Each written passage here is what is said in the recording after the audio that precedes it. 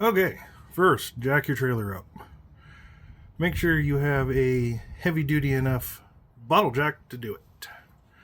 My bottle jack's too tall to fit underneath the shackle, so I do have to go off with the torque tube over there. Not ideal, but if you're careful and you're on nice and flat ground, you'll be just fine. Next, take off the lug nuts. I have a Harbor Freight Impact. It's supposed to be like 1,000 foot-pounds of off-beating torque. My lug nuts are torqued to around 350 foot-pounds, and it does take it off, but it struggles a little bit. So 1,000 foot-pounds? I don't know about that, but it does do the job. Okay, tires are off. Next, dust cup removal. My trailer has 15K axles under it, so that dust cup is actually screwed on, and it takes a 2.5 inch socket.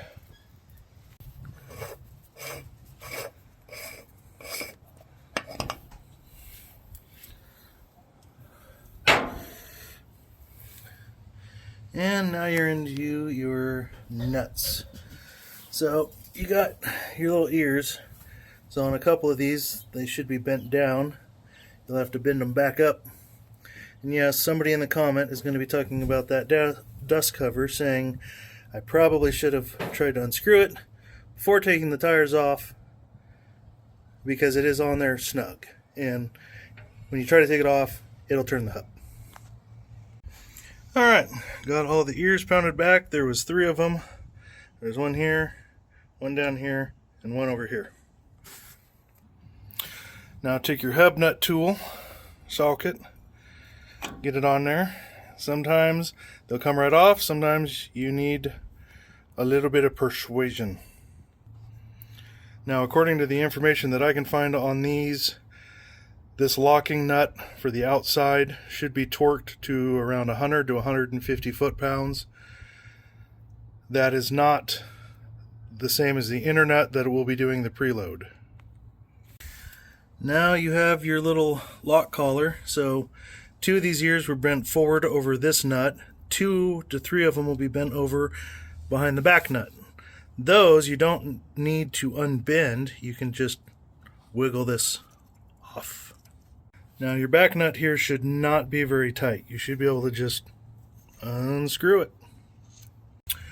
Now that that nut is off, you just have this one retaining washer, and it should just come right off too. A lot of times I got to get 2 screwdrivers to grab this because the grease makes it sticky. But I was able to do it with my fingers. Behind that is the front bearing. There's a back bearing and a seal we got to get off. So you can either pull this hub off and have a little tool to help pull that rear seal out, or you can put one of your nuts back on, give it a couple good threads, and then use the whole hub itself just like a slide hammer. So here, see, we have our nut, there's our back bearing, and our back seal. Okay, now it's time to clean all the old nasty grease out of the bearing so it can be inspected. So I have it in a Tupperware container in some solvent, aka solvent with a D. Now make sure that you do this in a well ventilated area and you're not doing it around sparks or any real source of heat. Now you can just use some brake clean, but it does take quite a bit of brake clean to get all the stuff out. I like to use my solvent, get as much of the grease out as possible, get it super clean, and then I will come back and hit it with a little bit of brake clean to help get the little bit of oil that's in my solvent off of the bearings. Okay, this is inside where the brakes ride. Do a nice inspection here. Looking here at your races, I got to finish wiping that off a little bit more. There's always just an absolute ton of grease inside here. Just keep wiping it out, cleaning everything you can so you can inspect the surface of the inner race and that outer race. And then make sure where the brakes all go, use brake clean that up really good. You don't want any grease on those surfaces. Okay, so I finished cleaning these off with some brake clean. Get that last little bit of yuck out of them. Now you want to look and see if there's any pitting or anything that looks like it got too hot. Kind of like me out here in the sun. The biggest thing is make sure everything is clean. You do not want to be putting this back together dirty. You want to make sure the inside of the hub is nice and clean. You want to make sure all that old nasty grease is out of there. You want to make sure all the bearing pieces are all nice and clean. So when you put this back together, you have nice, clean grease in there.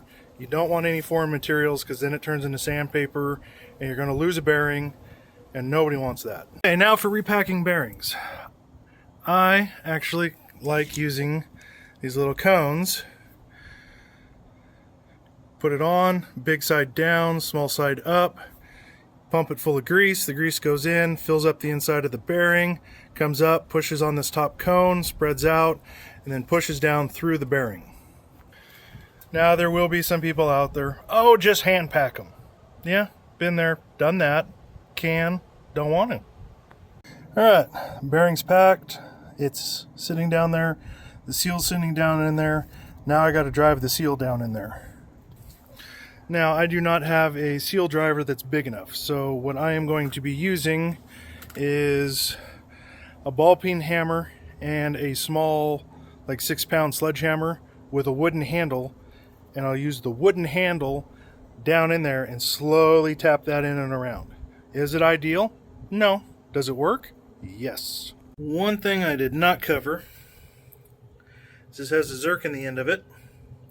And I like to take that zerk out before I pull that hub off, because that hub is heavy, and every once in a while I don't quite have a good enough grasp and it comes down and snaps that off. So I like to take that zerk out so I don't break it. Okay, I got the back bearing in, I got the back seal in, the front bearing is packed. I will throw a little bit of grease around the outside of that. So now, put this bad boy back on, put the front bearing in, and go through the steps for the preload. Alright, that hub is back on, and that thing is heavy. So take your time. So if you see in here, that is normally packed pretty full with grease. So what I'll do now is I'll take all the excess grease out of this for packing. I'll shove it in there using my finger. I'll put the zerk back on, and I can finish pumping grease in there and watch it help fill up that cavity. Okay, I am going to walk you through how the instructions for this make and model tell me how to do preload. I've been doing preload on trailers for a long time, and I will tell you this.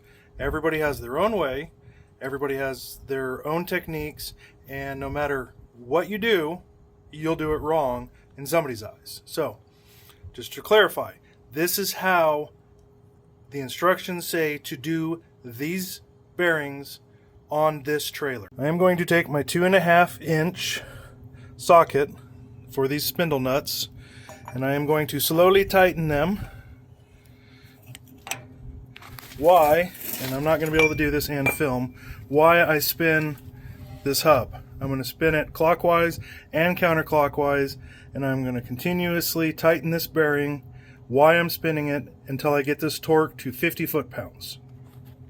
Okay, we are at 50 foot-pounds, and I've been spinning this as I tightened it counterclockwise and clockwise. Now we're going to loosen this up about a quarter-ish turn. It says a quarter to half, but I don't think we'll need a half. The goal is to turn this enough to where it's loose again. Now I'm going to re-torque this somewhere between 7 and 10 foot-pounds until my lock washer lines up where I want it to.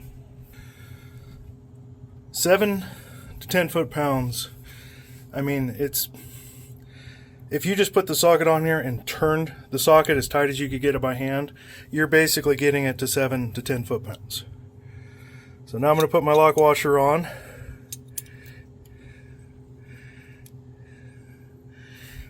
So this here, over here, is not quite hitting.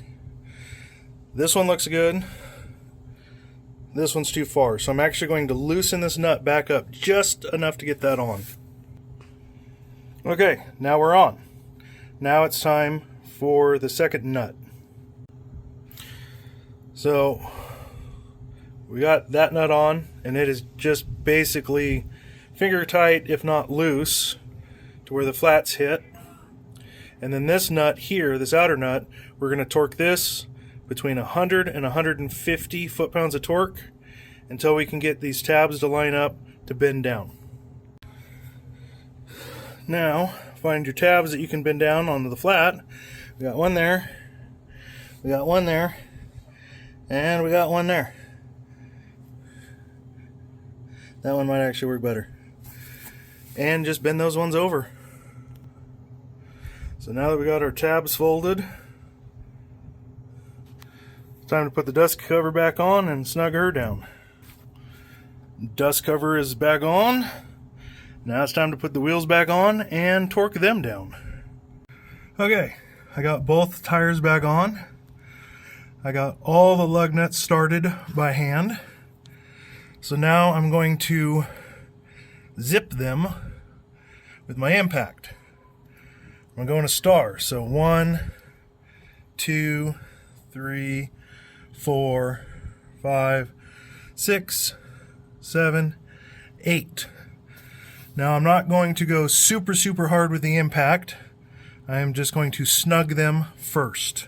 In case you were wondering, it is 1 5/16 socket, and yes, I know this is not an impact socket. I get it.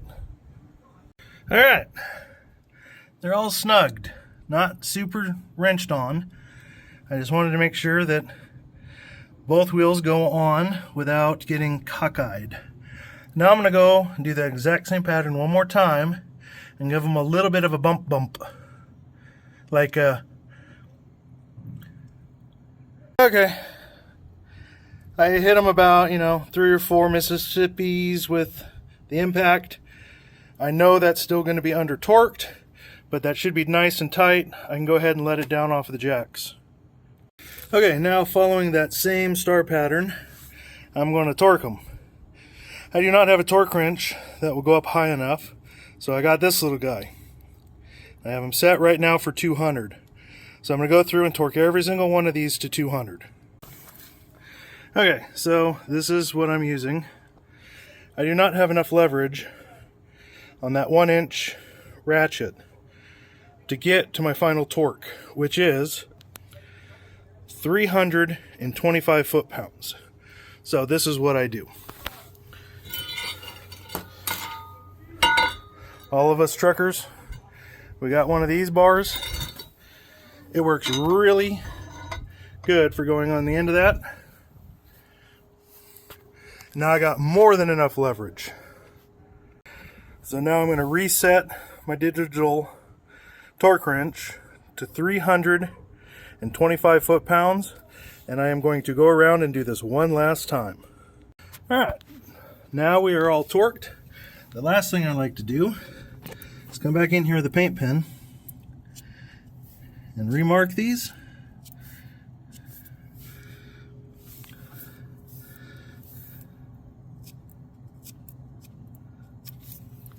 So that way, while I'm walking around doing my pre-trip, I can just glance down here, and if these white lines are still lining up,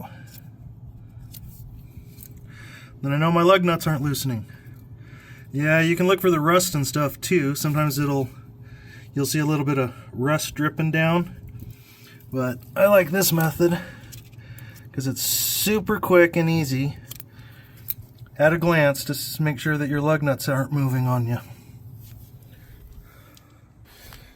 Okay, that's how you do 15K axle bearing repacks. Now I just have to do it 3 more times.